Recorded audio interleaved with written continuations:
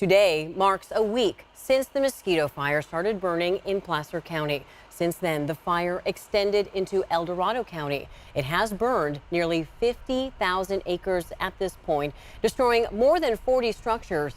Many of those are homes, and more are in the path right now. The Mosquito Fire is directly impacting the community of Foresthill. New areas are under evacuations, and law enforcement is rushing as we speak to get everyone out safely. ABC 10's Luke Clary is live close to Foresthill High School, where crews are working desperately right now to protect it.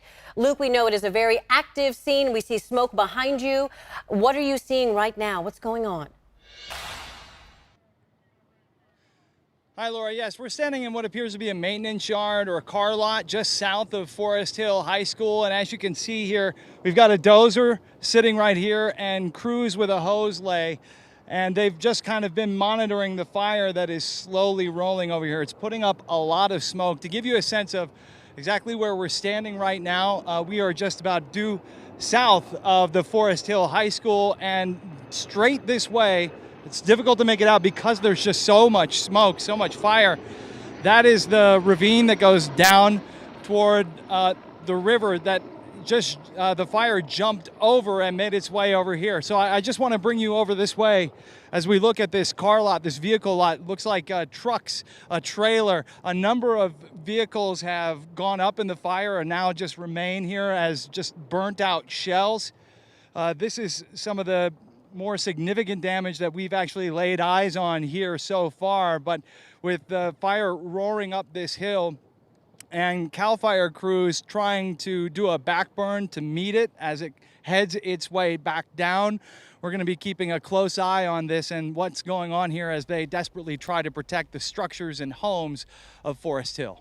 Back to you. Our Luke Clary reporting live there as we are now starting to see some damage. Of course, stay with us for updates. We're going to go back to Luke any moment now. I want you to take a look at your screen. Mandatory evacuations have been issued also for the new Dutch fire. Placer County deputies say the area near the Monte Vista exit, Ridge Road, Frost Hill, Murray Ranch, and Alta Forestry are all under mandatory evacuation orders. It's all north of I-80 from Dutch Flat to Alta. It's something that we're going to be following throughout the evening. So please be safe out there. Meanwhile, our Kurt Rivera is standing by live as we speak. Kurt, tell us where you are. Let us know. I know that you've had to move because you were concerned about safety conditions there. Walk us through what you're experiencing.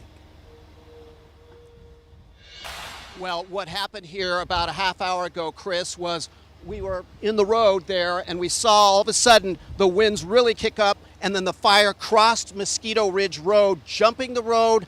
That's where our car was.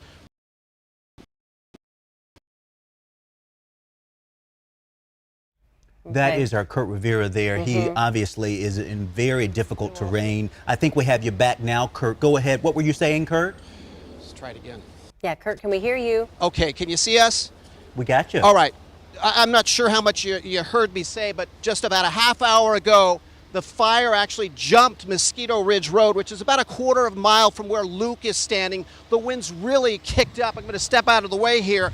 And when the winds kicked up, the embers crossed the street where our news car was. We raced to the car as we saw those embers and the flames hit the ground.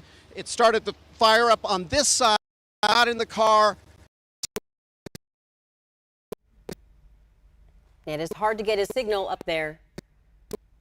It's hard to get a signal up there in the mountains. But again, Kurt Rivera checking out the conditions out there near Auburn. And we're going to try and get back in touch with him again. But he's just one of several crews that we have there right now. We wanted to see if we can get now to Bridget Biorlo, because all of this, of course, people's lives at stake right here. Not only the firefighters, but also people living there. Bridget, you are looking into the place where people are being told to evacuate to.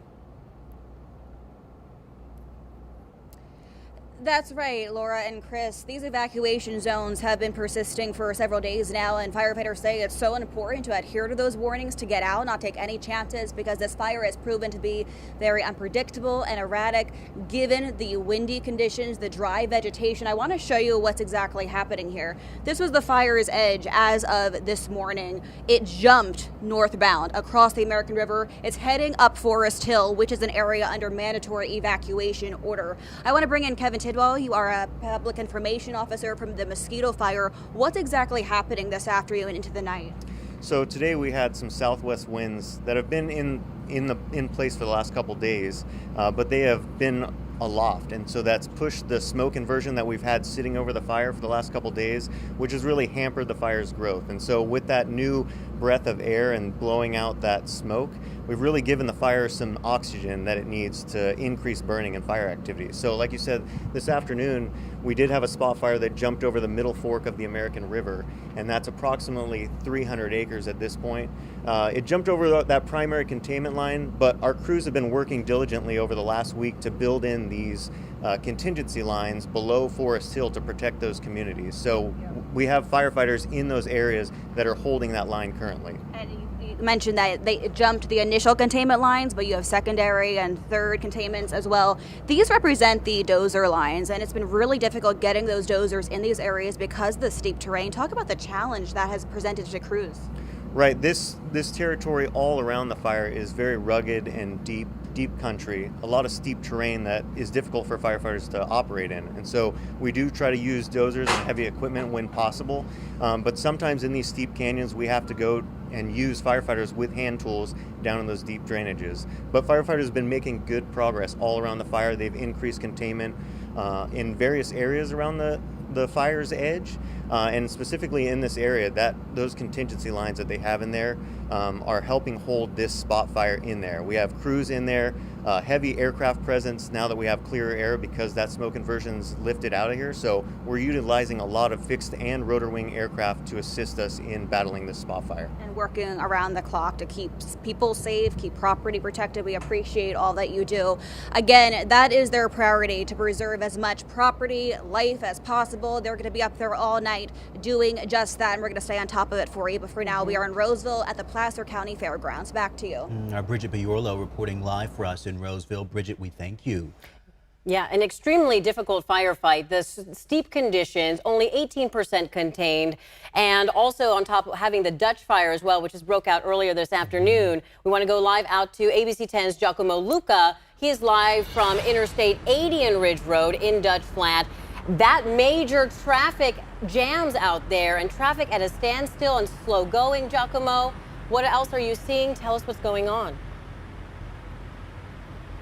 I'll tell you what, seeing two fires both exploding at the same time is never a recipe for anything good. Over to the side, you can see traffic now moving very slowly, but fortunately it's moving. Those are eastbound lanes that you're looking at.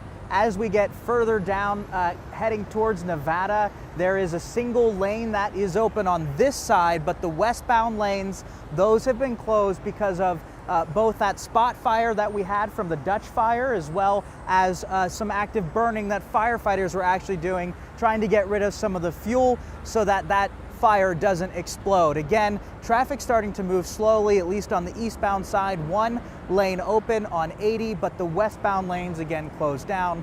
Much better than what we saw when we were sitting in traffic roughly an hour ago, and it was a parking lot. Back to you. Our Giacomo Luca giving us a look at the far-reaching impacts that these fires are having across the region. The other thing we want to talk about, of course, the weather conditions. Let's get over to Chief Meteorologist Monica Woods now for what you're seeing, Monica. We're going to start with where those road closures are happening, just to look at the map so you have a better perspective on the visual ground, and now from a map perspective, and you can see right along I-80. So Giacomo giving us the latest that one lane is open and a very small closure on that eastbound side from Gold Run to Alta. Now on the westbound side, it's a much larger extensive closure because we also have the bypass here where they're taking folks along Highway 20, also starting to back up. So it's a real mess along I-80 because of two fires burning. And we see this from our satellite image as well. The smoke plumes coming out very visibly around the Foresthill area. Unfortunately, winds contributing to a lot of that growth. You heard Bridget interviewing one of the CAL FIRE members, just talking about how winds add oxygen and the big plumes coming out of that. Even some lenticular clouds showing the turbulence and very difficult air attack for today. As far as the perimeter, this is what it looked like over the past 2 days. Today, growth has been happening. So the latest perimeter line showing some of that growth near the Foresthill area, also with those southwest winds growing on the north and east side of the firefight. Now, that is going to be a very interesting situation because obviously we're getting closer and closer to I-80, closer and closer to the Tahoe Basin. You can see some of the hot spots there near Foresthill, but again, some of the focus should remain also not just on Foresthill, but what's happening on the east side. And that is the situation we're going to continue to follow as the fire continues to grow. Tonight, that smoke plume is going to continue to press its way towards I-80 until the overnight hours when it settles back down into the lower elevations. Those southwest winds are right back for tomorrow. And then we've got a developing weather situation for the weekend. More on that coming up.